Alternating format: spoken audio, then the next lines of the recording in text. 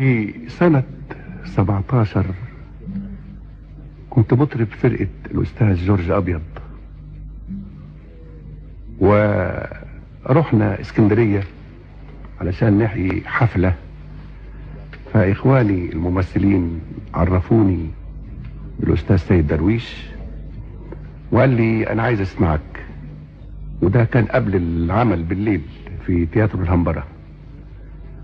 فسمعته صوتي لأني كنت بغني بين الفصول قصايد للشيخ سلامة حجازي، فانبسط جدا وقال لي أنا عايز أقول لك لون من الأغاني ممكن تسمعه. قلت له طبعا قوي.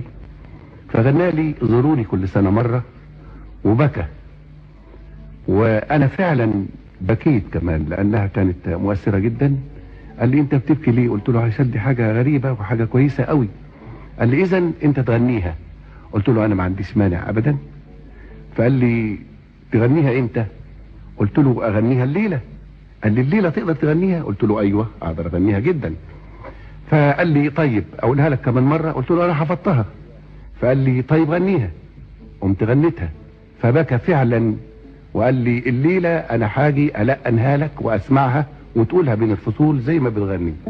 زوروني كل سنة مرة، حرام تنسوني بالمرة.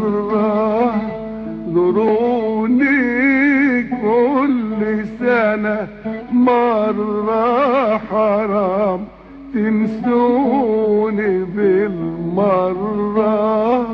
حرام تنسوني بالمرة.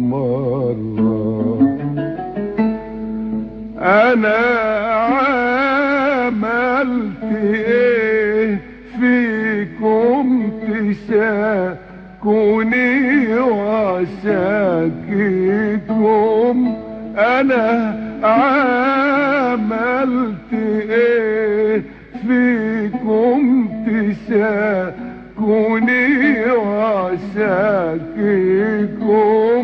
أنا اللي العمر بدديكم، حرام تنسوني بالمرة.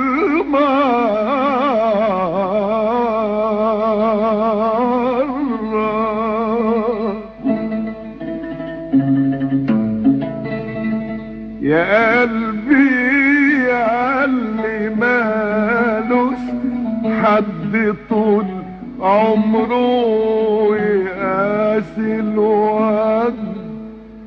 يا قلبي يا اللي مالوش حد طول عمره يقاسي الوجد،